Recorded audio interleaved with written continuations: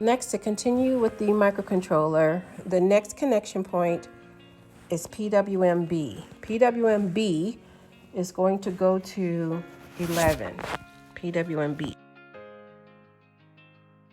So now we're going to have PWMB going to 8, 9, 10, 11. Okay. The next one is going to be BIN2.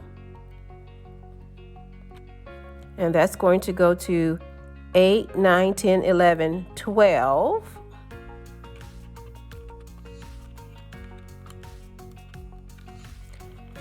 And then we're going to have BIN1.